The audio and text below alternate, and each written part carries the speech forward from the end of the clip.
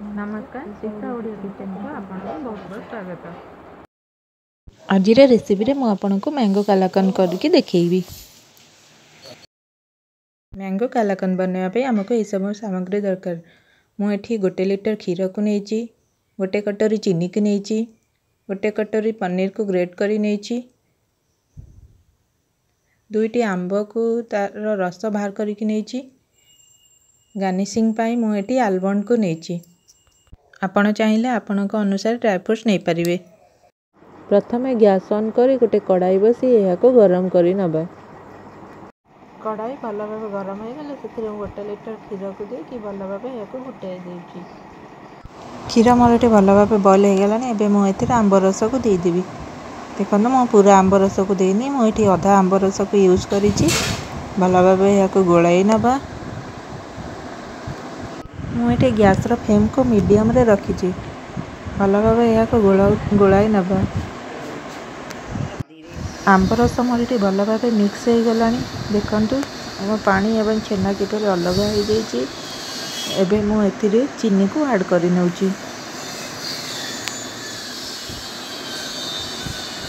मुझे अल्प चीनी की यूज करेची कहीं आंब मीठा थाए, छेनारे मध्य बेसी मीठा भल लगे। तेणुक मुझे अल्प चीनी को ऐड करी भल भाव या गोलाई कि पानी को मारी ना।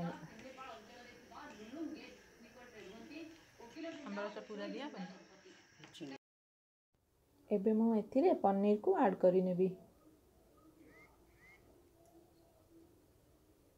पनीर को भल भाव मिसाई नेबी। यहाँ को फुटाई यार पानी को मारी नेबी। मोर एठी पानी मरी गलानी। देखंतु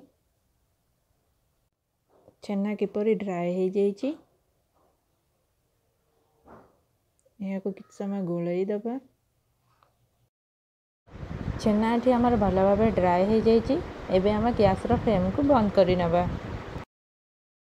मुझे गोटे ट्रे को नहीं जो थी कि मैं हल्का घी पकईकि स्प्रेड कर नहीं। एबे मु ट्रे रे हमर मिक्सचर को काढ़ी नेबी।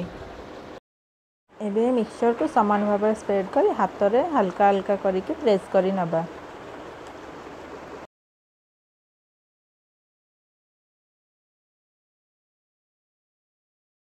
मुझे आलमंड को छोटे छोटे कर काटिक मीठा उपरे सजाई देइछि। यह द्वारा मीठाटी आम देखा बहुत सुंदर लगी थाए। एबे मु यहाँ को 2 ରୁ 3 घंटा पर्यंत बाहर सेट होगा छाड़देवी। देखो मोर ये 2 घंटा हो गलानी।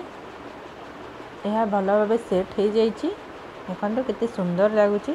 एबे मैं यहाँ को स्क्वायर साइज रे काटिकी प्लेटिंग कर नबा। देखंतु मुझे स्क्वायर साइज रो काटी नहीं। आमर ये मैंगो कालाकन रेडी हो जाइए। केते सुंदर और डिलीशियस देखा जाउची। आपण माने खरा सीजन में इनको निश्चिंत बनैके खाओ। एवं मोर रेसिपी आपण मानक केमिति लागला मते कमेंट करके जणांतु।